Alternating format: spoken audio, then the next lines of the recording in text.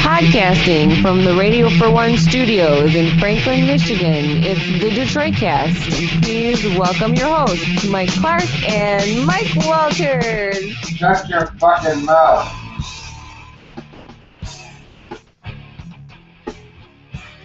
Okay, welcome to the Detroit Cast on a Friday. You're here early. Happy Friday, everybody. And yeah, we are a little early. Everybody's got stuff going on, so we're going to go a little early and get everybody out of here a little early as well. Mike and Jay here. The whole crew is here. Tim Coe, Eric as well. How's everybody doing? Jay, how you doing? Hey, Mike. Glad to be here. I'm good. Yeah. A lot to get to today. Definitely a lot of interesting things. Some new toys to discuss. A couple. Seems like every day. I know. There's a new one. I almost, when I'm reading, Absolute epidemic. It is, dude. It seems like I'm almost getting to the point where I'm seeing these stories and it's like, do I even want to bother? Because we could literally do this almost every day. But there's a couple of them, and then and I figure at this point we could touch on it, and then more on that botched execution going on. Some more details in Oklahoma. on that. Yeah, some interesting details on that, and an update all the way around. And then some whore who's selling her virginity, and of course she doesn't need the money. Who knew you could be a virgin and a whore at the same time? I know, and those are her words. Yeah. Her blog is like Musings of a Virgin Whore or something like that. Yeah, she's a medical student, of course, like they all are, and doesn't need the money, of course. Yeah. So, yeah, interesting story, but she's not bad. She's kind of hot. I don't know if I'd pay what the going rates are for her, but we'll get into it. A guy loses his job. Loosely based on the whole Donald Sterling mess. And why don't we start there with Donald Sterling, and we'll explain who lost their job over it as well. Coming up here Other shortly. than Sterling. Other than Sterling, yes. Good point. Someone not Donald Sterling losing their job. And finally, we knew this day was coming. More stuff coming out about Stiviano and who she was. It was V. Stiviano, the dumbest name in the media today. And so we'll fill you in on some of those details, and it kind of adds to the story and makes me go, oh, okay, not so strange that she would do this. Mm-hmm. It kind of shows a pattern, but we've been talking for a few shows now since this story broke about Donald Sterling and what happens now. A guy in his position you wouldn't expect would just go, oh, that sucks for me, and walk away and get rid of his team. I think we both agree with that a guy like him is more likely to fight, and his record says the same. Yeah, usually pretty big egos in guys who get to that yes, level, right? So. Exactly. And so there's stories starting to come out like, well, what if Sterling fights? How ugly would this get? And I certainly don't know, but they think it'd be a nightmare scenario. That when you start getting lawyers involved, and you can attest to this more than anybody in this room, and apparently this whole thing with his wife Rochelle, or his estranged wife, whatever it is, I don't know if they're divorced or just separated, but legally I think they're still technically married. I think that's right. Yeah, and it sounds like she's had a lot of involvement with the team. She hasn't been just like the bimbo wife of this owner. She's really been involved structurally with the team, and that if they go and say go into divorce proceedings, and she could claim stake in that team and make an argument, and that would really tie things up. Now you're adding a whole new lawyer thing, and I guess it automatically in California, when you go through divorce proceedings, it goes to a different court to handle those kind of things. And it would just be a mess that could drag on for years, literally for years. Could have multiple courts involved. Yeah. So I'm sure. I don't know, man. And of course, anybody close to this story won't make comment, but you can always find lawyers who will make comment who are not related to the story, and they're starting to come out and say things like filing an antitrust suit against the league. For him, there are a couple ways that Donald Sterling could go about this if he wanted to challenge this. He could challenge the NBA's authority to force a sale of his property because of personal opinions he shared in a conversation he thought was private. this could be a breach of contract because the reason for his ouster arguably doesn't follow league bylaws. Does that make sense to you? Yeah, a little bit. Like we went over the other day, there's a couple provisions that it looks like they're trying to jimmy this into. Uh-huh. And, because it is a very specific situation, the bylaws aren't going to account for everything that could render Right. It's not going to be like from the league. Racist comments. Right. Subpart G, if Right. you make racist, no, it's not there. It's just more general language. So it's open to argument from both sides that yes, this fits that, or no, that doesn't fit that. So I could absolutely see someone arguing that under the contract, you can't do this. Yeah. Does it surprise you as much as it surprises me how really when you brought that Constitution and bylaws packet over, I would think that would be massive in detail. That was my feeling too. When you're dealing with 30 owners and billionaires, that thing would be absolutely sealed tight. And it's really, you were unimpressed with the size of it, really. And yeah, I've seen bigger contracts for sure. And yeah, when you think of the National Basketball Association and 30 different teams, yeah, at least in your mind, you think of like this massive binder full of tabs. Yeah, and it's pretty simple. Jay, yeah. I have a question, Jay. On this, because I know there's all those things about the legal and lawyers, but if there's a vote and 30 owners say yes, we don't want them there, isn't that just in there? Why is there even going to court after that? Are they, or does that make sense? Or yeah, he would bring a legal action to stop it. To stop the vote. Well, yeah, or to stop either what comes after the vote. So the vote's going to happen. Right. To say that the vote in and of itself is illegal. Yeah, it's invalid. It would be like a action for declaratory judgment. Like, hey, judge, declare that this has no bearing on my ownership. Okay. And then the judge would dig into it and. That was the only thing I was kind of confused about. Yeah, how does the court get involved? Right, because they vote. So what's it? And that's in the Constitution. Then they can make a vote. They can kick someone out. Oh, that's a good point. It's a private agreement. The deal here with the Constitution, and it's a basically contract among owners, and he has obligations under that. And they're saying, you screwed up, and as your partners, we're voting you out. Just as the Constitution allows us to do. Right, because it's like he would know. It's not like they wouldn't know about this, or you know what I'm saying? Like he knows that there's a risk that with this Constitution you can get kicked out. I feel like, but that's anyway. Yeah, everybody who's in a partnership knows that they have rights and obligations, and that you can't just do what you want, but you've got you're beholden to your partners as well. It just seems like the interests of the NBA as big as it. I mean, dude, honestly, my contracts with Greater Media were almost as big as that. I'm not even kidding.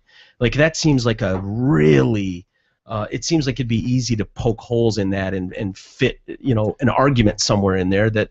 At the same time, the other side of it is, well, it's general enough where you can say for sure this fits under these general provisions. Of us allowing, the vote. A challenge by Sterling could point out that his remarks were not intended for public consumption, and NBA bylaws don't specifically forbid personal views expressed in private. It's not clear that what he's done engage in a private conversation, whether that satisfies the best interest of the sport clause. Normally that has to do with betting on a team or other violations. This is a different kind of thing. In banning Sterling and fining him $2.5 million, Silver said his hateful opinions were contrary to league principles, adding that even though the remarks were initially shared in private, they are now public and they represent his views. All the other 29 NBA owners have publicly supported his decision, and one owner said he expects Silver to have 100% support in removing Sterling. Thursday, the league announced its advisory finance committee unanimously agreed to move forward as expeditiously as possible to terminate his ownership. Yeah, I read that. There's a 10-member committee that held a conference call to discuss the process for termination. Okay. And they unanimously agreed to move forward as expeditiously as possible, and will reconvene next week on this. So it looks like they'll probably put it to a vote. Okay. Very soon. And lastly here on this one, the NBA thinks Sterling's racist history has become a liability that drags down the league's business. I would agree with that. But can league rivals force a competitor to sell his family business against his will at a price he might not find fair? When he didn't make a specific rules violation, Sterling might test antitrust laws on this basis. It doesn't mean he would win. Sterling probably would lose such an argument, noting antitrust claims must show an injury to the process of competition, such as with prices or choices in a market, financial injury to a person or business isn't enough. I think it's probably pretty simple to characterize these as rivals. Again, they're partners. Yeah, true. And while you think of them as rivals on the court, you have to think of the business as what it is. It's a partnership. These partners are trying to make as much money as they can with at the each end of other, the day. Yeah. In the association. The other thing is, for Sterling, there's no way to look good in the public eye. Like if he continues and goes for a fight, that's the other thing they point out is the question for him might be, is it worth looking like more of a pariah than he already does? Right, and I saw a report that he's had prostate cancer. He does. That was suffering from that for an extended period. So maybe at the end he just has kind of a come to Jesus moment. All right, let's just be done with this and move on and enjoy the last few years of my life on an island somewhere. I think the only thing against that maybe is, though, I think he literally, they kind of talk sometimes, if you don't think you've done anything wrong, I think he legitimately doesn't think he's done anything wrong. And I only think that even because on TMZ the other day, I know it's TMZ, but he was out, having dinner at a restaurant just casually. I mean, not even. Oh, there's no doubt. I don't think he cares. I don't think he thinks he's done anything wrong, and I don't think he cares what people think, about him. You know what I'm saying? We talked about it the other day that he is absolutely going to feel that he's the victim and some whore entrapped him and illegally taped him. That's going to be his view, and that doesn't surprise anybody. But here's a piece of kind of dovetails with what you just said. Okay. V. Stiviano is claiming that she isn't the one who released the tapes. Yeah, we've been wondering about that. Yeah. She says that she gave copies of recording of Sterling making incendiary racial comments to a handful of friends for safekeeping, and believes that one of them sold the tape. What do you know? Oh, yeah. Wait, why would you give it to a handful of friends for safekeeping? I mean, that seems right there is kind of suspect. Well, I guess it's the idea of spreading it around just in case something happens to one, or I guess one decides to give it back to Donald. She still has some out there. But every person she entrusts with that thing just absolutely ups the chance that they're going to do exactly what happened, which sounds like a cop-out anyways. I think she absolutely wanted this out, and whether she thought it would be this big of a bomb drop as it's been, she couldn't be more thrilled. Yeah. She loves wearing that damn lampshade. She looks like such an idiot. Look at us all talking about her. Yeah. Who knew who V. Stiviano was a week ago? Exactly. And we've been waiting for this day for people to dive into her past and who is V. Stiviano, and we're finally getting reports on it. And did you know what her nickname was in high school? No. Barbie. Oh, man. What a shock. And one of her old teachers, this Javier Cid, who was a longtime teacher at this Roosevelt high school where she went in Los Angeles. I guess he's the football coach there and a drama teacher or something. Anyway, he is talking to the press a little bit. Okay, he was a civics and economics teacher as well during her senior year. He remembers her being smart, enthusiastic, and mature. He remembered her nickname a lot, which kind of says a lot about her and what she wants to be. Barbie, someone that just wants to have the car, the house, the clothes, the designer stuff. The other thing he remembered about her was saying her bragging about wearing $800 jeans in school, and he's like, this is not the neighborhood in Los Angeles that people have $800 jeans in. Sorry. He remembered the day she showed up bragging about it. She had very expensive taste, which is not common for most students in this neighborhood. He's also the football coach. He said she also had she had titty surgery, breast enhancement surgery in high school, senior year of high school. And she was one of those students that would go running up to two teachers having a conversation and go, look, I had my titties done. And he's like, yeah, it was really awkward. I'm sitting here talking to another teacher, and this idiot comes bouncing up, look at my breasts. Yeah. Oh, wow. Last time he saw Stiviano was in 2007. I guess she came into the school to talk about a younger sister that was struggling with some classes. And she did come and see me about her sister and mentioned something about, oh, yeah, well, I drive a Range Rover now. He said, I recalled that very clearly. He said, I looked at her and said, good for you. Very proud of you. Yeah, good for you. Who bought it for you? Yeah. You idiot. Former classmates have been talking about her ever since this whole thing came out. I guess Sterling went to that school too. Oh, wow. Of course, he graduated 50 years earlier. Yeah, right. In 1952. She was in 2000 and whatever. That's seriously weird. I mean, what are the chances? I know. went to the same high school. Yeah. I know. I thought the same thing. And this other teacher who works in the registration office remembered helping her register. She was a nice person. She always tried to look pretty and really nice. I know that she had a nickname. She said they called her Barbie. So everybody apparently remembers this stupid nickname, Barbie. But yeah, I think I'm not surprised that Barbie, who would brag about having her tits done and wear $800 jeans in high school, would end up tape recording some billionaire for profit. It's pretty much the backstory we kind of imagined. You would expect, exactly.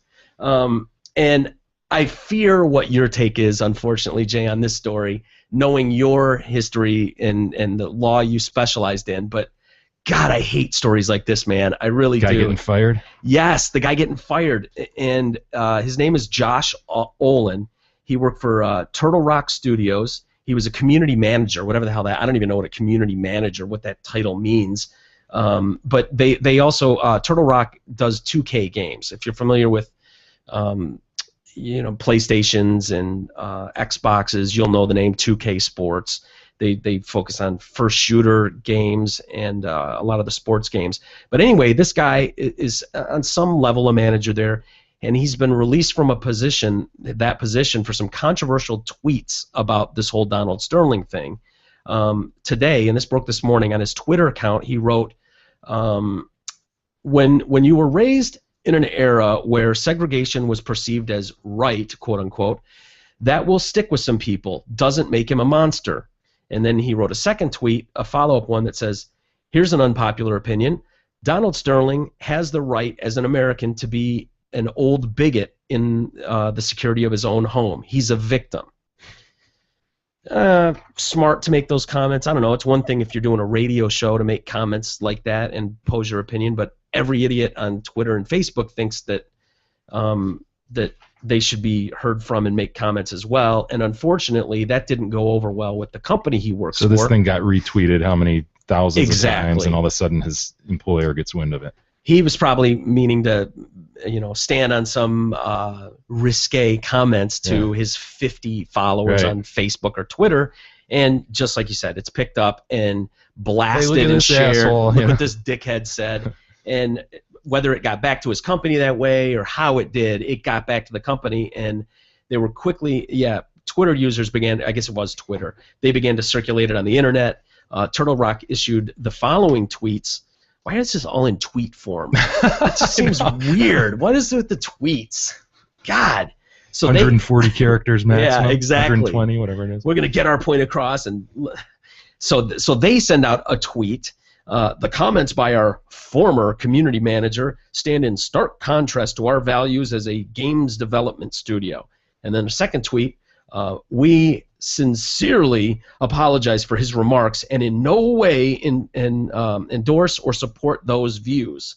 And then, of course, that Olin can't leave well enough alone. So he then writes back on Twitter, the irony of my God, I can't even read my own writing. I hate when I do that. The irony of my Donald Sterling tweets was I was raising an issue with sensational media expressly not defending his remarks or actions. I'll remind you, my remarks were in condemnation of sensational media and support of one's privacy, and in support of not in support of Sterling's actions. So, and of course, they've not talked to repeated requests for comment, the company or this guy. It's all been on this Twitter thing. So, yeah, he's so your gut says that's wrong. Bullshit. Yes, it's total My bullshit. gut says, fuck you, it's not. I knew that was going to be the case. Well, let me ask you one question. Is he an at-will employee? He is, of course he is. Well, then he can be fired for any reason or no reason at all. I know he can, but it still stinks that people...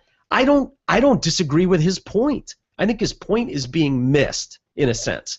He did not say, I condone his right to, or what he said, or I think he should be allowed to say it. He's saying that it does, does it really shock people that an 80-year-old white billionaire who was raised in a different era, let's be honest, might not be willing to just give up those things, and he might still believe things that he was talking. There are things you know today. What you just did? You just paraphrased and reframed it for him in a better manner. Did I really though? Yeah, because he said it in sort of a clumsy way, and it gets retweeted, and it makes him look like a jackass. You said it in a way that can make some sense, some logical sense. All right. And so that's part of the problem. It's a failure to communicate, and when you put it out there, guess what? Anybody can retweet it. It can become viral, and you've got to understand as an employee that your employer doesn't want to look like an asshole in any way, and it doesn't want its managers making them look like assholes.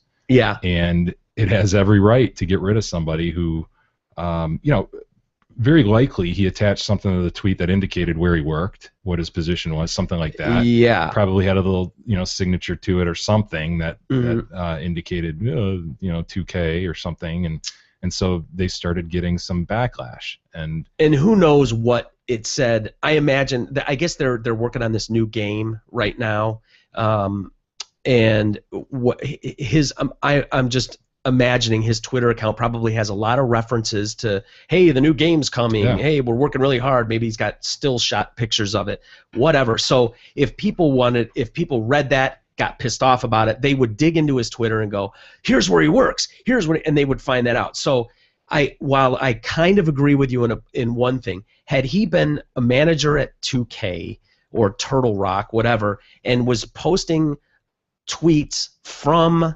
2K's site, if he had control over that, say, okay, he's the guy that updates their social media, and he's making tweets with personal opinions that might be unpopular, I absolutely can see where a company would go, hey, asshole, you're fired, how dare you? But that's the fact is, right? That's an easy one. And I can understand completely why a company would want to distance themselves from that. But the fact is, he's making these from his Twitter account and taking his name, which, it's a gray area, but I don't think that if the argument had been, hey, this is America, you're free to say what you want. If you don't like it, tough shit. Then I could see going, hey man, how but I think his point is kind of different than that, and I understand you're right. I the way I phrased it in my words, probably I'm trying to convey it as he meant it. You're helping him. I'm trying to help him, I guess. But I hate that thought of companies firing someone over something that looks so stupid and small. Got to be careful what you say in public, and Twitter's public for sure. Yeah. And so here he is commenting on somebody's right to comment in private. Yeah. And hey, he said something in public that got the ire of his employer, and like I said, man, it's at will. They can decide just don't like you today, and as long as it's not for a discriminatory reason, like some protected characteristic, race, age, gender, weight, whatever, you can go ahead and fire. Well, he's made and we can wrap this up here, but he's made one last thing after he was fired and these other tweets were sent out from the company. He posted, anyone who follows me knows my tweets were not in support of Sterling's actions. Rather, they were promoting 3 core tenets that I believe in. 1, the harm sensational media presents in society. 2, the importance and sanctity of your privacy within your own home. And 3, the right to be whatever you want to be as an American, as long as it isn't hurting anyone else. The last point not to be confused with condoning Sterling's actions, which I don't. That said, it's disappointing to see that a select few in Turtle Rock and 2K Games management bought into the hysteria without even having a conversation with me or even thoroughly reviewing the context of the tweets themselves. Ironically, it serves as a great example of why I hold tenet number 1 above so close to the heart.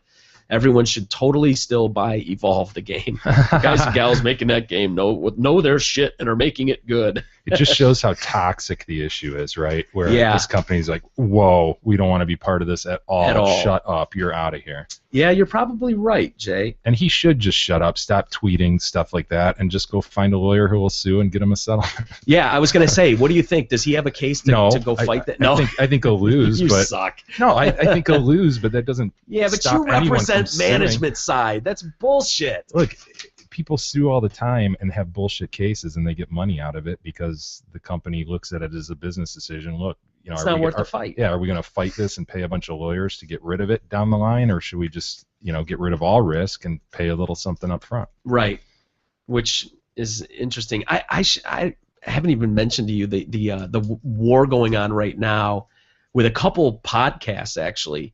a couple big ones. Carolla, Yeah. Adam Carolla's especially.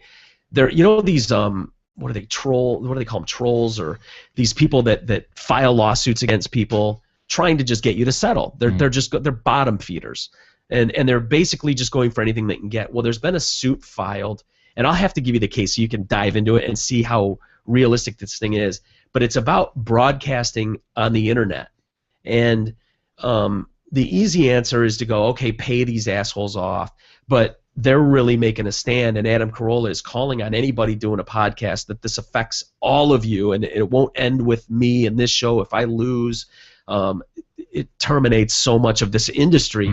And the more I've read into it, it sounds like it's not quite as whatever as I initially thought. Like, how are you going to shut down every podcast? You're not going to do that.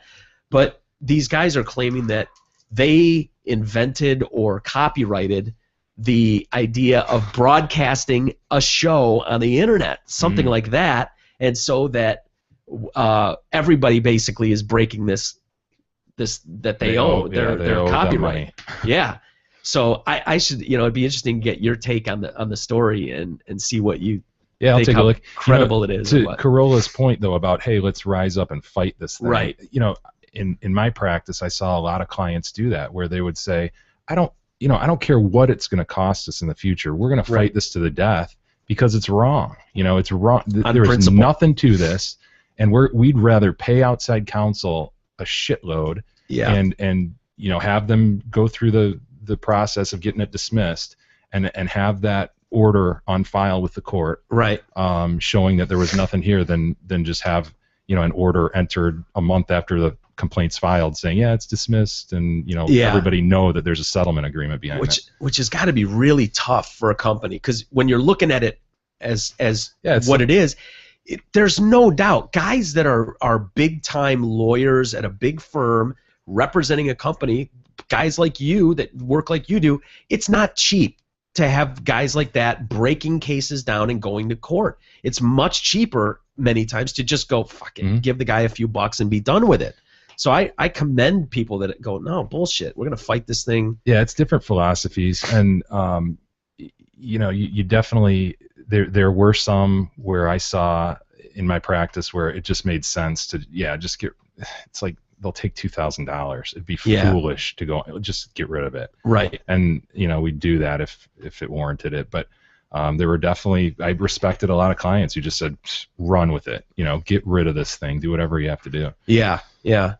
It's interesting, man. No doubt. It's got to be a really tough decision, and it's the decision I made when we were talking about going to court over the guys that broke in and like that raid we were involved in. Yeah. I had my neighbor at the time, Jerry Sirowick, as my lawyer, and it was like bullshit. Yeah. They busted in and got a bunch of kids playing cards and having beers. This is bullshit, because if you remember, they tried to give us a ticket for some frequenting a place of illegal activity. Thank you. And it was a couple $100 in fine or whatever, and it was like, really? Do you want? You fought it, and I went the other way, and I said, cost benefit analysis. Just I'm not going to pay a lawyer. Just pay the $200 and be done. And I don't think I ever paid Sirowick either. Right. I think he just took it on, but it was like, no, this is wrong in principle. I'm not doing it. And Carolla's right on that. If he were to buy it off, then then they can just go after everyone. It just sets a precedent that everyone, one falls and they all could. Yeah. So. Yeah, that's what it emboldens them. It doesn't really set any sort of precedent in that you can present it to the court as, hey, we ought to win these other suits, but it certainly, jacks them up. Oh, we got, such and such amount of money out of this podcast. I'm going to go for another one. Like you've said all along, having that, it's like you could then call, like, as the judge found in the case of Carolla versus the podcast monster, he saw it this way, and we won a suit. Now we're going after the Detroit cast, and we ask you to see the same way as that judge did. Yeah. So it's interesting, but he's definitely got a call to arms with anybody in broadcast, and especially internet based. So I'd be interested to get your take on it. Anyways, a couple guys who won't need to worry about that at all are these the guys in Oklahoma that were supposed to be put to death. And I guess one of them was put to death. this Lockett guy. Have you heard the update on this that's coming out now? I guess the what is it? Not the warden, but kind of the warden has given his report to the governor of the state of Oklahoma, kind of breaking down what happened, and so we're getting our first look at what happened. We had heard this vein blew. Yeah, and he went and convulsed, and it was just an ugly situation. And then he finally had a heart attack, and that did him in, and it sounded really, really awful and not gentle like it should be. Right, exactly. Which a lot of people are leaning on. We've got to do away with the death penalty. This barbaric, blah blah blah. That argument is getting all kinds of wind in their sails because of things like this. But the story is interesting because it's starting to come out that prison guards had to taser this guy earlier that day. Okay, so obviously he was making trouble. And also, when we heard about this vein blowing, we automatically assumed it was in his arm. It wasn't in his arm. It was in his groin. Yeah. And the reason they didn't know at first was because they put a towel over his crotch to hide his dick and balls from people watching. And you don't want him to be humiliated. You wouldn't want to humiliate the guy on his last few seconds on the planet. So the doctor who was there to oversee it and make sure it went off without a hitch had a hindered view because of trying to protect this guy's, keep his dick and balls off the front pages. You think he wasn't able to see that this thing wasn't working and they were just driving these drugs into this guy's system. Do you think if he was hung, he would request that people did see? Like he could say, like, "Look, I don't want the towel. I want people Look to at the see guy. I guarantee he's hung." And why is that? I don't think. Shut up, asshole. But I promise you, he didn't have a say in it. But the other thing was, he knew that they were going to try and put an IV in his arm, and so this guy deliberately carved up his arm so that they wouldn't be able to find a vein. Dang, and man. successfully so. So they're trying to get it in his toes, in his arm. They can't do it, so they ended up having to go to the vein in his groin, which ended up blowing a vein. But what a monster this guy is. And the last thing I heard also was, after this one, the other guy got a 2-week stay of execution. He's standing in the hallway going, "What? Really? No way. Sweet. Seriously? Are you joshing me, man? Come on. For real? I don't have to. You're not going to kill me after all today? I can watch the game tonight? Sweet." Well, they have indefinitely suspended his execution at this point. Oh, jeez. He's like, they might as well let him walk out of the jail. Go home, dude. It's traumatic enough that you had to be a part. You had to even be next in line while this guy was going through this botched thing. Yeah. Well, you've got some serious advocates on the other side of this, arguing against this. This is what Adam Leathers, co-chair of the Oklahoma Coalition to Abolish the Death Penalty, says. He said he accused the state of having, quote, tortured a human being in an unconstitutional experimental act of evil. Oh my God. Where does he get the experimental? Because of the drugs? Yeah, because it's the first time that they used the 3-drug injection. Wow. So there's some real zealots on the other side who are fighting hard to stop these things. So it's a tough go when you got them tying it up in court and you have something like that go awry. Yeah. It can set you back a little while. So. Yeah, well, there's definitely, I'm seeing people saying, well, this should do it for this stupid death penalty. What if this will be the end of that? Which I don't know if I'd go that far, but I kind of liked your point last time we talked about it, though. I mean, they accomplished their mission. Yeah. Granted, he had a heart attack and died, but he died. They set out to kill a guy, and whether it was 10 minutes or 10 hours later. The fact is, Lockett's not here anymore. Yeah. So, mission accomplished. Do you want to hear quickly his timeline for the day? Lockett's final 14 hours. Does it have what he ate? I'm always interested to hear what they ate. I don't know. I don't know. If it is, I'll let you know here. But we could probably find that. Tim, do you know if that was mentioned? I'm guessing fried Twinkies in there somewhere. Probably. I would. It's okay. It's not too important. His timeline here, final 14 hours. It begins at 5:06 a.m. when a prison emergency response team arrives at his cell to escort him for x-rays. That ends at 7:06 when he's pronounced dead. So from 5 in the morning till 7 o'clock at night when he's dead. After his self-inflicted wound was discovered, 3 guards then watched him until he was taken to the execution chamber. Throughout the day, he refused to be restrained, refused to see his lawyers, refused a final tray of food, refused to make a final statement. After Lockett was strapped down on the execution table, a phlebotomist spent almost 50 minutes seeking a usable vein in his arms, legs, feet, or neck, finally inserting the needle into his groin, which was then covered by a sheet to block the view of witnesses. Yeah, so he sounds like a real defiant motherfucker right up until the very last, till the very end. Not even take your last meal. Damn. Yeah. That's hardcore. Last meal, no final words, not a big old fuck all of you motherfuckers, nothing. You figure you got in a blaze of glory at something, anything. But yeah, it's interesting. But these drugs now, what were they say? I thought I read one about these.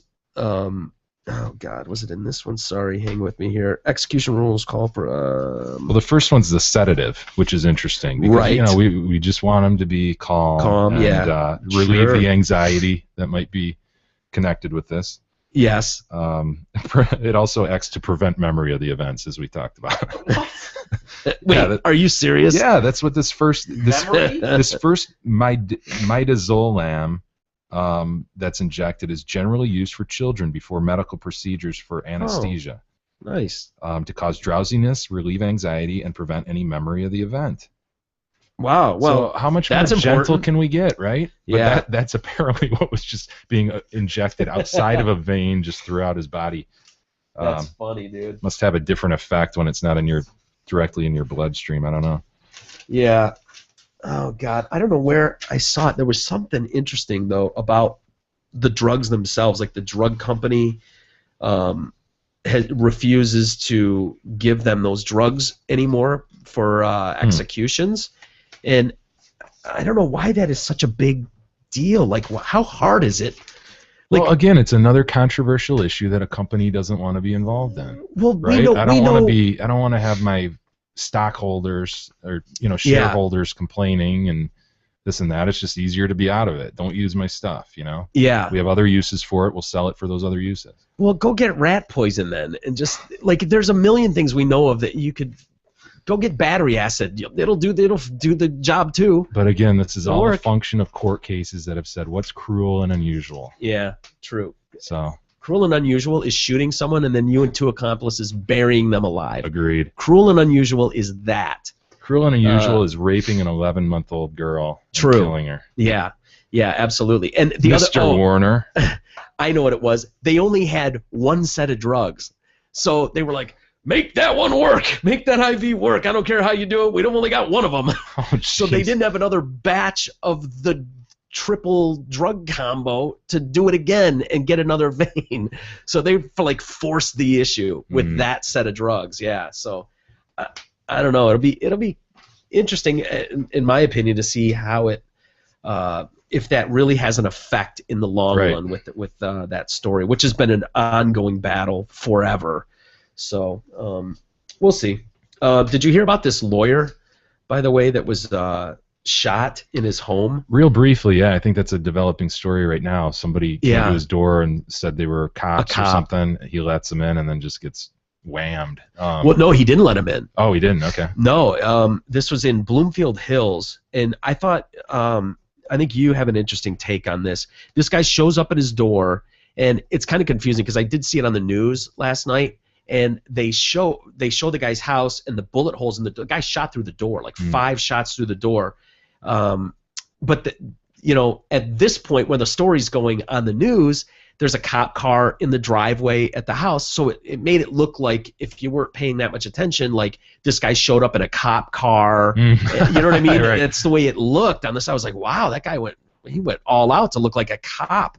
But apparently he was totally plainclothes and in a light-colored van or something, and was like, yeah, I'm a cop, open the door. This guy's an attorney in his 50s and is like, I don't think so. And this guy just opened fire through the door, hit this guy with bullets, and the guy's okay. He's in serious condition or stable condition, but was able to call for an ambulance and the police and give this account of what happened.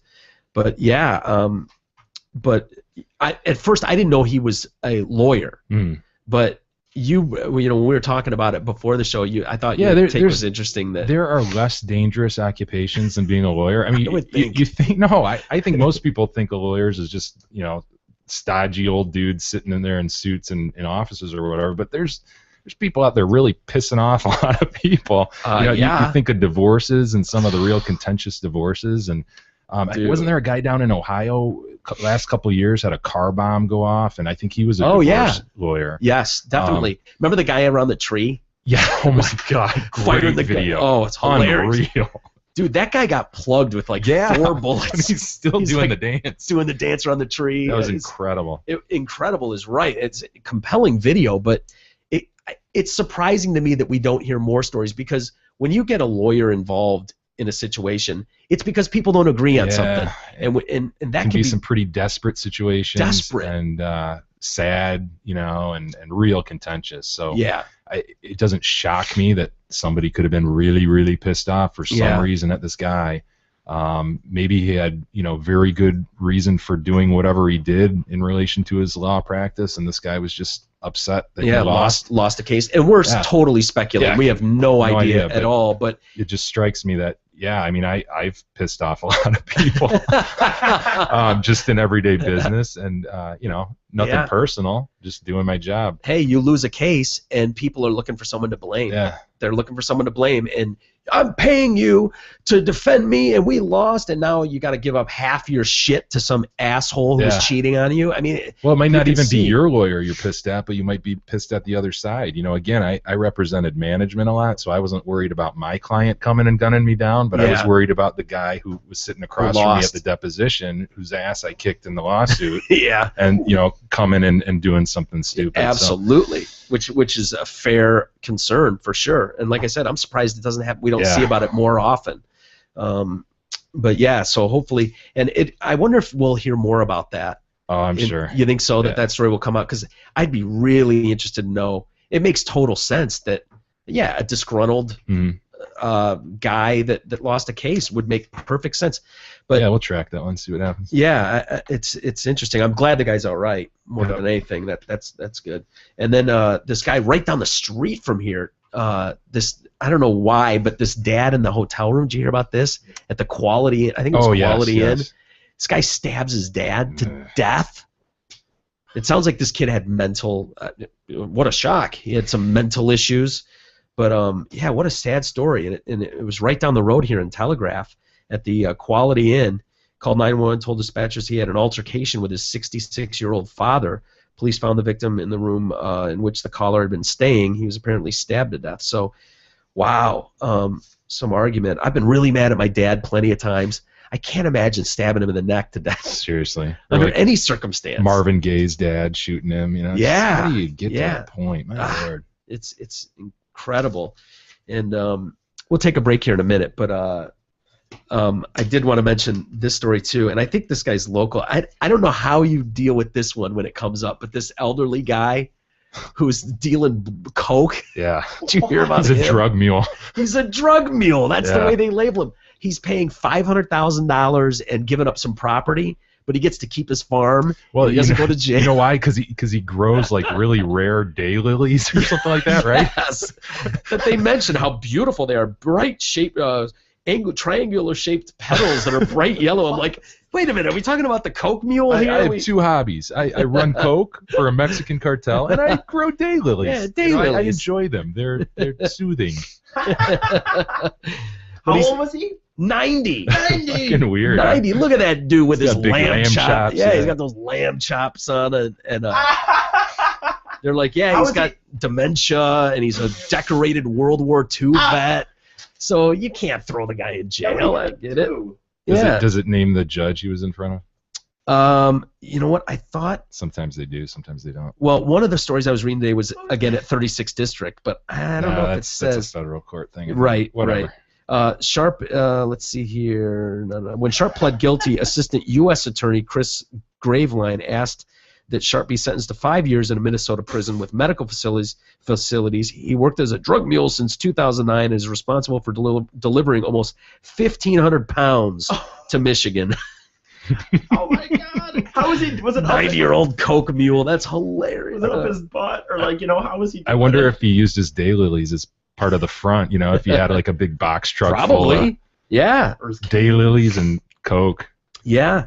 It's a conspiracy charge. He was caught hauling 228 pounds of coke along Interstate 94 in Chelsea, just east of Chelsea. Damn.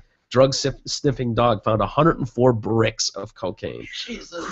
Wow. Yeah. In the bed of his pickup truck. Yeah. He has dementia. Couldn't he just go, no? So he's lucky that he's lucky with what he got. He's very lucky. 90-year-old man. I mean, what do you do? Obviously, yeah, right. Is it because he's 90? For sure. What else are they gonna do? Absolutely. Sure. Yeah, no doubt. And thank God he's got. I wonder if he was just only a drug mule. Right. If that would have changed it too. But the fact that he's got these properties that he's turned over to them in Florida, a couple properties, and $500,000 in cash. Some beautiful daylilies. Yeah, and he's gonna hook the whole court up with daylilies, and he's gonna redo their whole front entranceway. It's gonna be gorgeous, bright yellow, red, and green colors. No, I'm kidding about that. But anyway, why don't we take a quick break and then we'll get into bobbleheads. We gotta talk. I was just gonna say the missing bobbleheads, headless bobbleheads. This is a story that concerns and inspires me. Yeah, for many reasons, and I don't know if you want to go through with what you talked about, possibly sure helping, but yeah. We'll get into that. Also, we'll mention the Toiks and the musings of a virgin whore, all next on the Detroit Cast.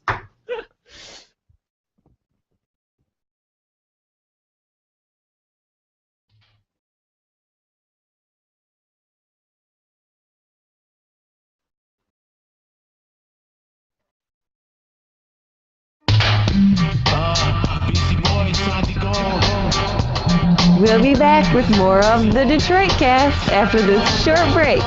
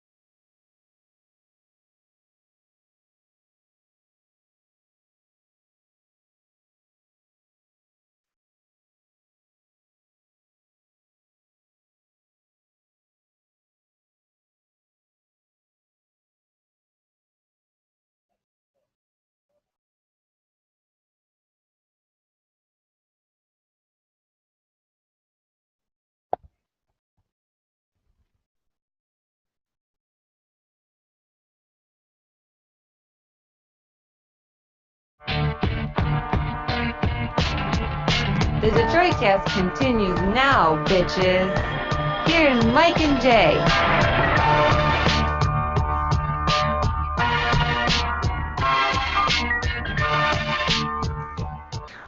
And the Detroit Cast is back. Mike and Jay here, as well as the rest of the guys. And yeah, we wanted to get to a bunch of things, including Rob Ford. We'll give you an update on Rob Ford. What? I haven't heard anything about that. Yeah, the always wonderful That's awesome. Rob Ford. I love that video. I was telling Jay before the show, I love that video of him taking getting the football, taking the hike, and trying to, he's going to like drop back like a quarterback and throw a pass, and he gets about 2 steps back and falls on his ass. And like I said, Humpty Dumpty, man. that would absolutely ruin any American politician. Oh, dude, game somehow, over. Somehow that's just, the least of his worries. He just goes and smokes crack, Yeah. whatever. You think about some of the things that have Howard Dean. Howard Dean is what comes to mind. We're going to Washington and then to Michigan. Like that, you're done. It's Everybody looked at over. him. He's not president. What? Oh my goodness. This guy's smoking crack and talking about his cunt. He mentioned that chick was a cunt. Yes. and Oh, I his forgot wife's about a that. I cunt. forgot about Dude, that. I get enough he's at a home. treasure. He's a national treasure. And this guy, I it's want him Toronto. It's one of the biggest It's a tiny, cities. it's a small place, Jay. Yeah. Toronto. Who's even heard of Toronto? Yeah, sure. Come on. Yeah, it's amazing. So update on him, but we should probably get into these bobbleheads before we get any further. And I know I think we need to. what is the deal this year? They've made these bobbleheads. They've gone away from the 6-inch version of bobbleheads, and they've made these life-size bobbleheads. Yeah, Fox Sports Detroit, and we touched on this at the beginning of the Tigers season, where we talked about the Max Scherzer one and how With creepy. just how the creepy eyes. his face looked. Totally remember. And it wasn't just the eye aspect, but it was just a weird face they put on. And it looked like him, but there was just something very strange. creepy about Yeah. it. And So anyway, Fox Sports Detroit has put these things around the area, Campus Martius and stuff. And the idea was that they were going to auction them off and give the proceeds, I think, to Boys and Girls Club or something like that. Well, in the interim, they're sitting there downtown for any drunken idiot to fool with, right? Yeah. And so let me tell you who they have. They have Max Scherzer, Torrey Hunter, Josh from Smith, the Tigers. Josh Smith of the Pistons, and Andre Drummond of the Pistons, as well as Pavel Datsyuk and Jimmy Howard. Okay. So there's the 6. No interspersed- NFL. No Lions for. There's got to be a whatever reason. Yeah, I don't There know. has to be a reason some for that. trade. Maybe, I don't know, Yeah. Fox Sports Detroit doesn't play Lions games. That's you it. go. That's it. There's Oh, the reason. We're yeah. gonna go, Eric. The big Bam, brain on solved there, it. Eric. Woo! I'm out of here. I should Go out on a high note, Right. George Costanza. Yeah, well, that's it for me. Go out on the laugh. See you Monday, Eric. So anyway, out of those 6, whose head would you take if you could? Well, I think just because we've discussed it, I would have to go with the Scherzer. Oh, for sure. Well, You know, because of what he did to me too. Yeah, the whole burrito incident with Jay. Jumps the Surprised line, that grabbed didn't my end burrito. up in a My lawsuit. God, get over it already. Yeah, it was ugly. So It was I a- agree, but anyway, these what were probably just a bunch of drunken guys, probably 19 to 22 years old, I imagine, drunk as shit, walking around going, Girls? "Hey." Do Yeah, you think maybe- chicks did it? Yeah, right. Maybe there's a chick in tow, but Yeah. there's no way a Driving. chick pulled out the ratchet set and took the head off Jimmy Howard. But Yeah. So do we know any details about how it was dismantled? Did they use snips to cut through the? I'm assuming it's got a spring between the torso and the head so that it can get the bobble effect. man, I'm looking at a picture here, and it's like there's a stalk for a neck and no head. Oh, that's the other question I was going to ask you. Do you know if they had a helmet on the Red Wings players? Because that might alter my decision on which one I'd want. If it had the helmet on it, It was Jimmy Howard's just head, no helmet. no helmet. No, Okay, no I would have mask, to go no with helmet. Max Scherzer. Yeah.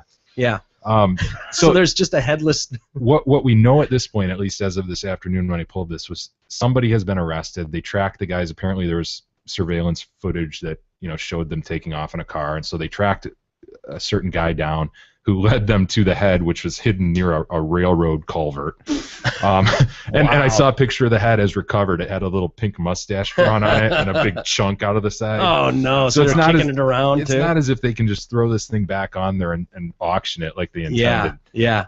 So there's big uproar about it's going to hurt the kids in the end. Yeah. Well, so how much trouble are they in seriously for this? The guy's been arrested, and they've not released who this is or age and so forth, but they think that there were a few other people involved. I just think, I've got zero problem with this. In terms of somebody taking this, it's almost like you're taunting, every 19 to 24-year-old to take that male. And this seems like a very white male crime. Do you know what I mean?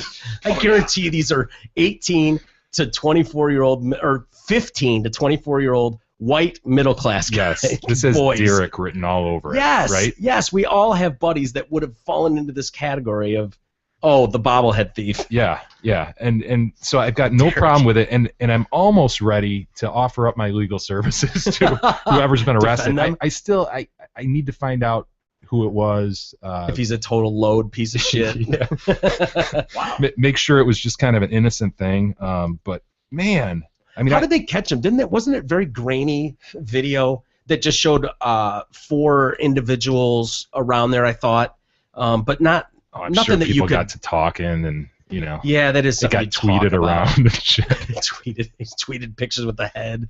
No, there was surprised me, but I think there was a local one of the local news stations that got on it pretty quick and got the story, and I'm sure they were bragging about it. As we would have done as well. Oh yeah, would have been everywhere. Dude, can you imagine if we had social media when we were that age? It's a good thing we didn't, because the shit we would have been doing, no, would not have been good.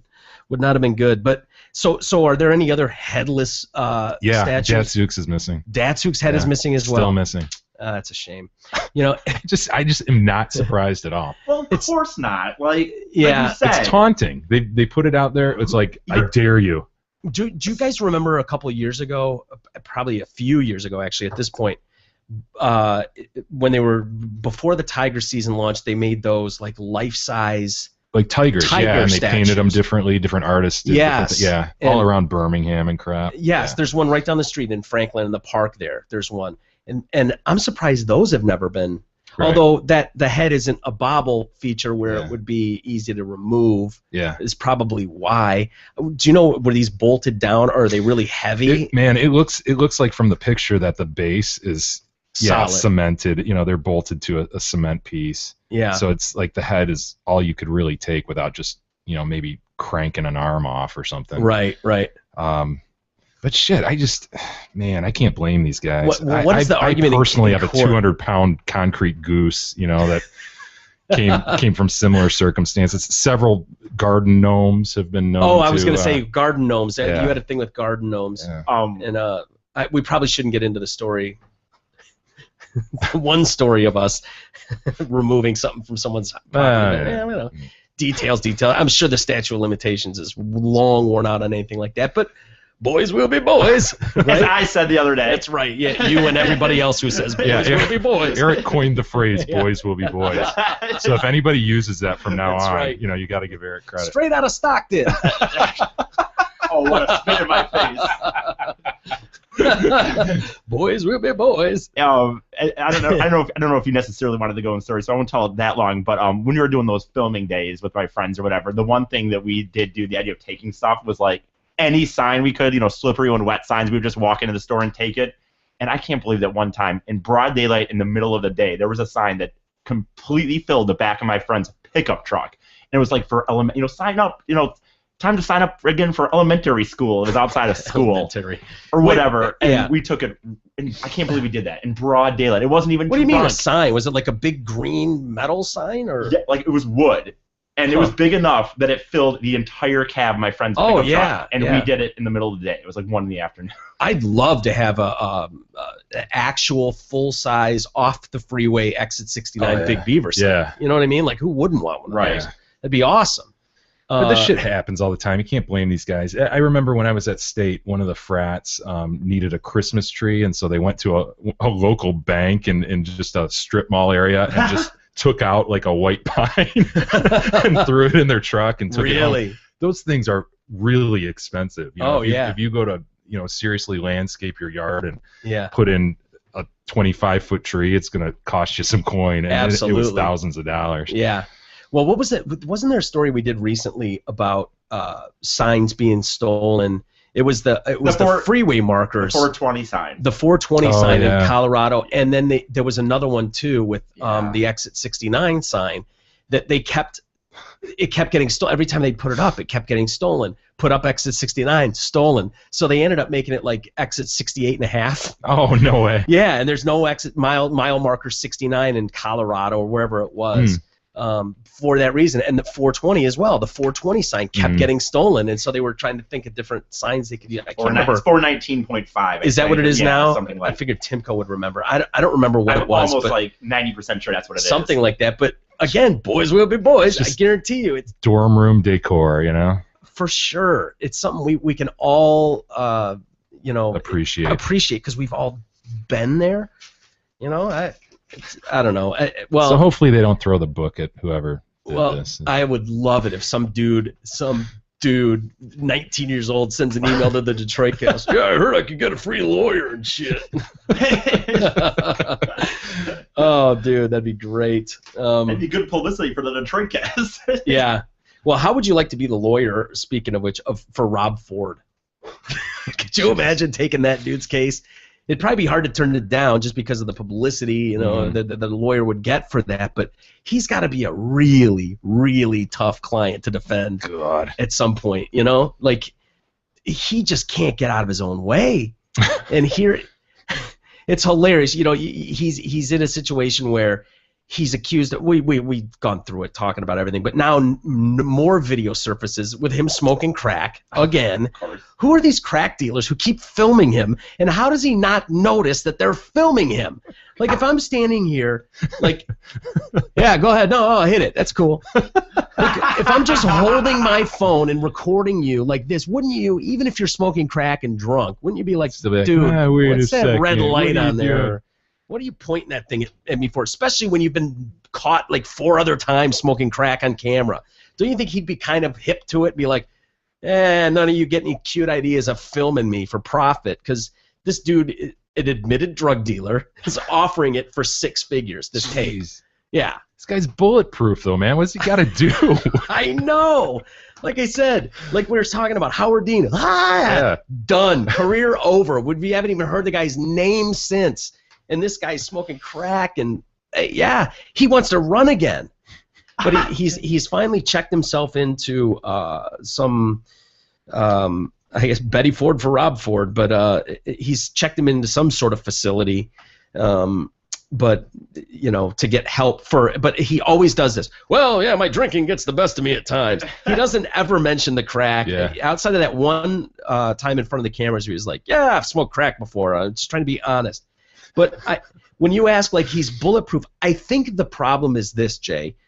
They don't hate him as a mayor. Yeah. He's not like a bad mayor. Yeah, he's a crackhead. We've all got our faults. But I don't think he's a bad mayor. I think as far as that side of it goes, they go, yeah, he's kind of a dope, but my roads are done and the schools are good. Like, streetlights are on, garbage is picked up. Yeah, like at the end of the day, he's doing his job. Yeah, he's kind of sloppy and he's a harmless dope, but he's our dope. And so I don't know. I don't know what'll happen if he runs again, because he's acting like he's going to run again. It'd be interesting to see if he could actually win re-election with all his. And who's the poor asshole that would lose to him? Yeah. What's that guy got on his record? Seriously, how do you lose to Rob Ford? We're talking about Toronto too, which I don't know a ton about Canada, but I gotta believe it's one of the top 5 in size. In terms of cities, whether it is cities in Canada, size-wise, who knows? But as far as like being Americanized, or people, how many people are there? Yeah, it's huge. Yeah, you're right. It's a massive place. So the equivalent of, say, a Miami, Chicago, any major American city, I would think Toronto. Man. I'm trying, honestly. I'm not even kidding. I don't know if there's a city bigger than Toronto as far as notoriety, fame. Like, Toronto's as big as you get. And Toronto is a classy city. Yeah, it is the biggest in Canada. With a crackhead mayor. Really? Man, it's like New York. It's what? Damn, we're the biggest in Canada. Talking about New York. Canada's huge. It's New York. Yeah. Like, it has 2 million. It had on 2011 it had 2,600,000, and then the next was Montreal at like 1 million less. So it's considerably the biggest city. Who is the oh God, what's his name? Mayor in New York when 9/11 hit. What's his Giuliani? Giuliani. Could you imagine Giuliani on camera with a crack pipe?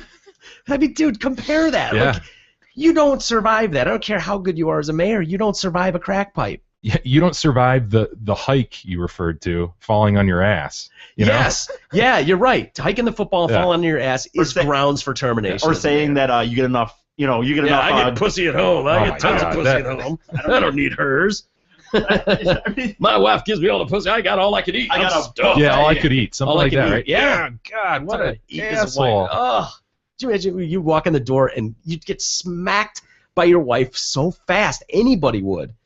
But these council members all around Toronto are just they can't stand this dude. This Gloria Lindsay Luby says she wants she wants Ford to step down immediately. When I travel and people ask where I'm from, I don't want to say I'm from Toronto. It's embarrassing. It never stops. He's a dinosaur, and the way he looks at women is disgusting.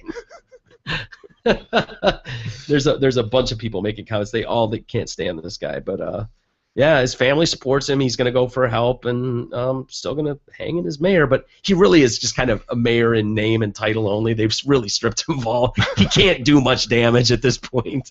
It's not like he's making huge decisions on villages and whatnot in town. It's better. Isn't that like a win-win? He gets to say he's the mayor, but he doesn't really have to do anything. Like, hey, Toronto gets more press right now than they've ever gotten, in my opinion. There you go. So any press is good press, right? Yeah, I guess. Well, what do you want to get into here? Should we talk about this whore?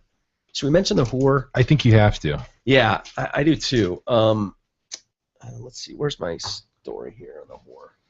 This is the virgin whore. The virgin whore. Who's selling her virginity. Yes. Now, did this happen before? Am I imagining? This has happened a couple times. But this is remarkable because of the amount of money we're talking about. Well, and I think possibly the quality of the chick. Yeah, she's cute, man. I think she's got green eyes, blonde hair. She's like 5'10". She's really tall. She's an American medical student, and like Jay said, auctioning off her virginity to the highest bidder. And the top offer when I printed this was $550,000. Yep. Damn. And she's quick to say she doesn't need the money. So what is the point? She uses the alias Elizabeth Rain and has a blog entitled Musings of a Virgin Whore. She's 28, self-proclaimed virgin, said she's willing to submit to a medical examination or polygraph as proof to the winning bidder, which will be determined when the bidding concludes on May 7th, so in just a few days. The blonde med school virgin writes that she's attended excellent private schools, has a bachelor's degree, and is currently a student in a combined MD-PhD program at a leading university. The auction website About Me, which has got her thing going here, says that she was born in the U.S. but spent much of her time abroad, living abroad and growing up abroad. She writes on her blog that she is not using the auction to earn status money or feed my own ego. Well, what's she doing this for? Yeah, it doesn't make sense then. What are you doing it for? She does note that she obviously wants the financial benefit, though. Her height is 5'10". She's 130 pounds. Blonde hair, green eyes. And you can see in this other, I thought there were two pictures on here, one with her body. That her body, she's definitely cute, man. There's no doubt about it. Here you go. Anyway, there is another picture of her out there where they don't show her face, but you can see her face there. Let's see. I approach people with warmth, all this bullshit that makes me not want to do her. I approach people with warmth and curiosity. I'm careful not to overlook anyone. I have found the most complex and wonderful individuals are rarely the most obvious ones. Whatever. She says she's while doing this planning for this auction, she's been planning it for a year and is more educated about prostitution, virginity, and slut shaming than most. She will reportedly engage in the sexual intercourse in Australia as a way of circumventing American prostitution laws. In a self-interview she posted on the website, she said she doesn't care about being labeled a prostitute by some, and she describes that while she does not advocate prostitution, she supports decriminalization and destigmatization of it. She has no moral objective to the auction and operates from her own moral code. She's promised to donate 35% of the proceeds to a charity that brings education to women in developing countries, blah, blah, blah. So, yeah, but there are a bunch of bidders already, of course. The only thing that makes me think it's real, because anytime you see $500,000, $1 million bid, I immediately think that some clown is going, yeah, I'll bid $1 million, yeah. and then leave it at that. They never intend to pay it or whatever. But for this one, in order to even put in a bid, you have to pay $100, a one-time $100 payment that's non-refundable. So if you lose, you don't get your $100 back through a PayPal account. So these people that are putting these bids in, if it's a joke, it's a $100 joke at a minimum. You know what I mean? Some Saudi sheik is going to end up with her, right? Yeah, I would think so. Obviously, someone where money's no object. But with a week to go, I would think that that's one of those things, kind of like eBay, where the bid kind of sits there in the last few minutes. It's like, $1 million, 1.5, right. $2 million. I'm gonna fuck this chick. Yeah. $3 million. Like it could get crazy bananas in the final seconds. Yeah. You know what I mean? But they've got bidders from Serbia, Japan, Australia, the UK, and the US already. No, some Saudi sheik's gonna swoop in. Yeah. I care not how much it is. Yeah. You know, pay it whatever it is. $1 billion. It's fucking weird. I mean, it's just weird that she's 28 and now doing this. Like, why? Yeah. Why now? Yeah. You know, you've allegedly remained a virgin this long. Yeah. Why not 5 years ago? There's so many weird things about that. That's just. Yeah, but the fact that she's willing to take a polygraph, now that's not. Yeah. That doesn't prove anything. Yeah, the medical exam means nothing. Like what? Yeah, whatever. I guess. But wouldn't it be hilarious? And I thought that afterwards, like, okay, what if she's totally full of shit? She's a total whore, and it doesn't come out until after she's put out for some dude, and it comes out that she's had 100 guys bang her. I fucked her in the ass, man. Like, what if that comes out? Is that a breach of contract of sorts? Does the money go back to the sheik then who's nailed her, or is that irrelevant? She gets sued by a Saudi sheik. Yeah, who comes out, I got herpes from this asshole. From this virgin. This virgin gave me an STD. That'd be hilarious, but would they have an argument or a fight? Probably. You think so? Or is that like, you go into a sexual agreement, and it's not in America, I suppose. It's not a legal contract. I mean, you're contracting to, for it's just weird how she can do this. Even would you say she's gonna do the guy in Australia to avoid? Yeah, which seems unnecessary, going to unnecessary lengths, because you could just go to Nevada. It's legal in Nevada. So I don't know why.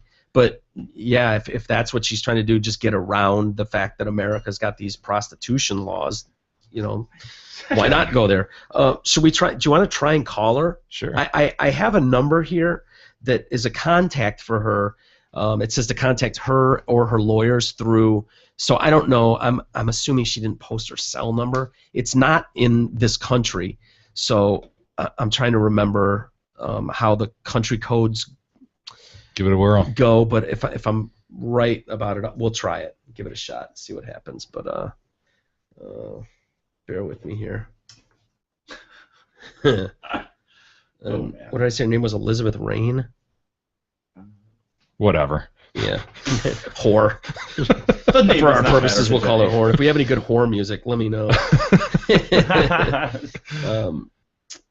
Let's see here. All right. Try the whore on for size.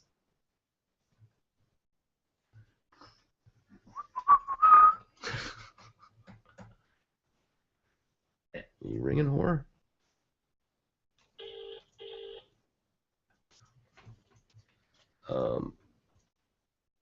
Not working. It was, but I don't know why it's not coming through. That's why. Hello? Hello, you have called Unique Media PR. Sorry, we cannot take your call at the present. Please leave your name, number, and a message, and we will get to you shortly. Thank you. Yeah. Yeah. Two apologies. Whoa, was that my phone? God damn, wasn't mine. Yeah, it wasn't yours. Anyway, okay, unplugged. Yeah, Unique Media. Okay, that's clearly a media handling unique yeah. media thing. So that's them. That's the number. Well, maybe we can try and set something up with them and try to talk to her. She could use some more press as we get closer to Hammer. How awesome would it be if one of the Detroit Cast listeners won an auction bid for that horror? We got all the gory details. That'd be great. You know what? How disappointing. I don't know. How many you're willing to bet, say 500, 600 grand that a virgin is going to be that exciting and good? And yeah, there's quite definitely a gamble. That's why I just think a Saudi prince is going to swoop in and just. Yeah, and is that something you would have to rehearse for? You wouldn't want to get there and like the excitement of the moment takes over and like you barely get the head in and finish. You know, like that would be like, no, wait, time out. No, that doesn't count. That doesn't count. I want to do over. I want to do. That is God, that's a good question. Just like, you gotta, like, load up on the Viagra and wrist a couple off beforehand. And prime yourself for the moment. Get yourself in game shape. You know. Oh my God. Yeah. Well, we'll definitely follow that story, and we should mention the two new toys to add to our long list of toys. One of them looks younger than the other, but I think they both fall under the toy category. Again, thank you all for sending these to us. And Jay, I'll show you this, but I don't want you to rush to judgment. Keep in mind, she looks like she's been crying. Clearly a mugshot. Oh, for God's sakes. Yeah. Yeah.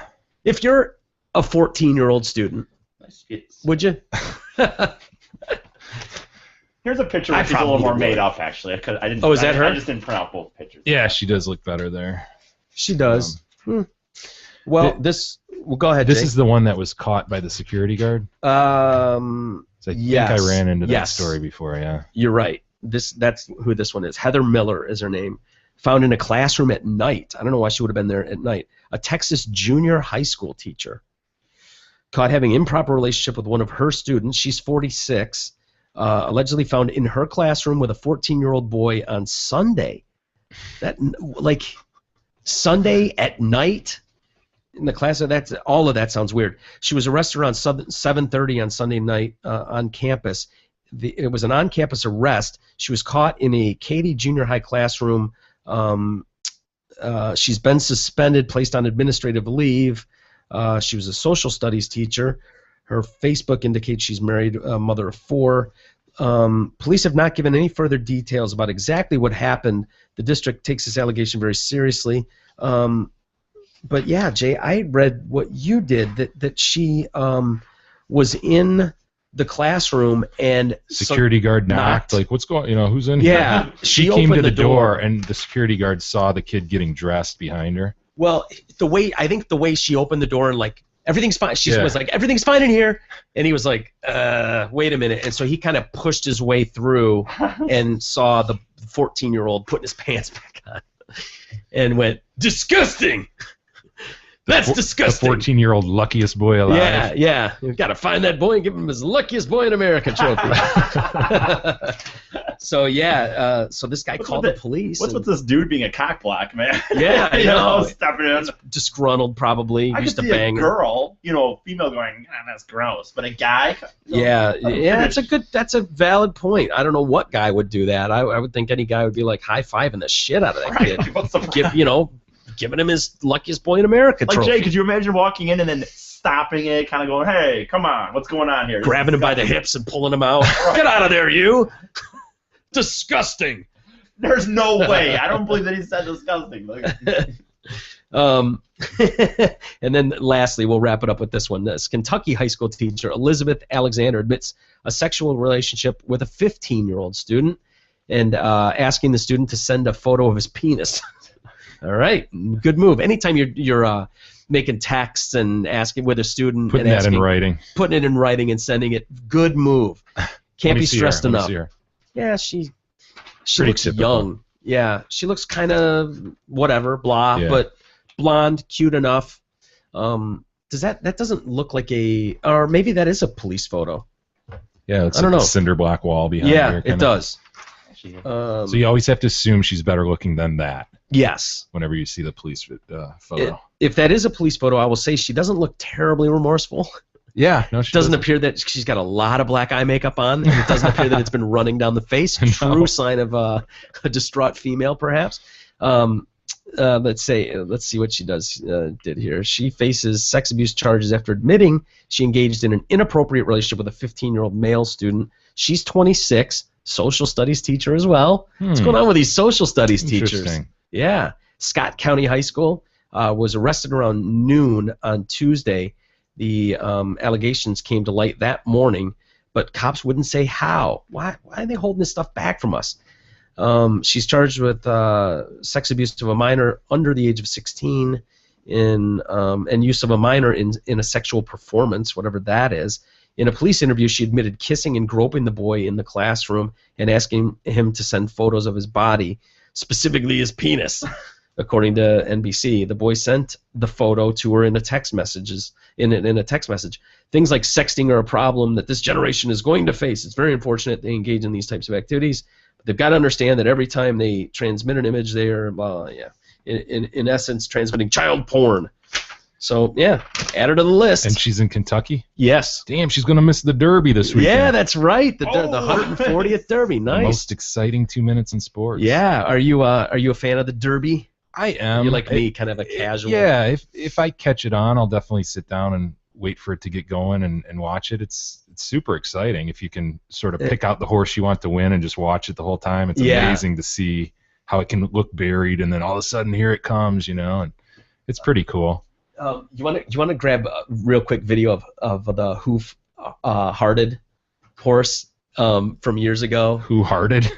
No, you'll see. This is how I pick horses based on their name. I love the names they give them. It's ridiculous. And but yeah, it's I think it's NBC has the coverage again this year. Yeah. And it's super drawn out and boring. It's like 3 hours of coverage, and boom, it's over. Yeah, you want to DVR it and make sure you have the actual race, and yes, and then just fast forward to that. Absolutely, but there's definitely some people watching that's good, and every person that I've ever talked to that's gone. My brother went a few years in a row. Cool. They love it. Yeah. They love the Derby. The people watching is amazing, and my parents went. I can't believe that actually. My parents went one time to the Derby, and they went the infield. They did the infield thing. Yeah. My brother did that. And they said they had a blast, but it's a funny thing though. The same thing that your brother might have experienced if he was on the infield. It's like it's awesome. You're there all day. It's fun. Can't see shit. But then it happens. You see. Yeah, boom, you can't see shit. One little portion of the race, and it's 10 seconds, and then it's done.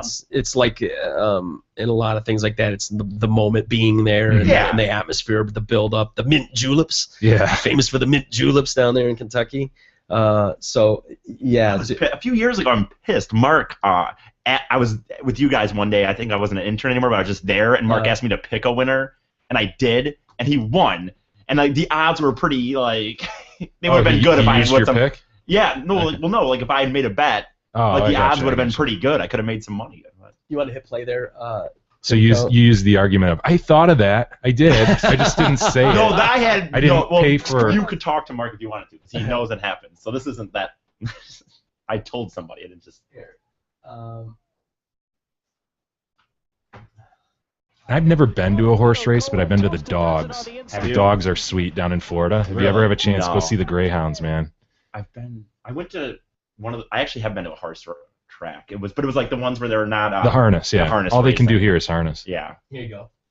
This is my extreme outside. Colorado Co-ed toast a dozen on the inside. Questions Jet. Who farted? Who farted on the outside? It's close. Who farted in the winner's circle? Jesus. So you would have definitely bet on Who Farted. Who Farted? Of course. How do you not? How do you not take odds on a Who Farted? Who Farted. Hoof Hearted. Yep. That's the best one I've seen. So hopefully Who Farted is in this year's Derby. We'll know tomorrow. And for the 140th Kentucky. Yeah. So yeah.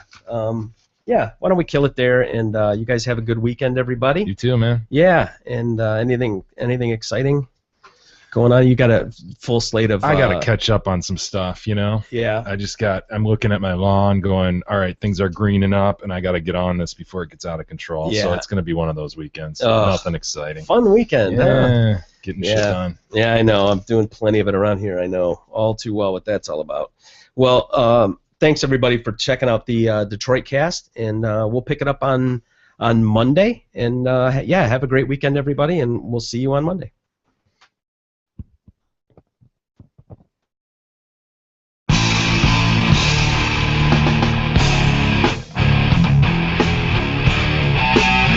You have been listening to the Detroit Cast with your hosts, Mike Clark and Mike Walters. Shut your fucking mouth. From all of us at Radio for One Studios, thank you for listening, and as always, thank you, Detroit. I don't like you and I hate you.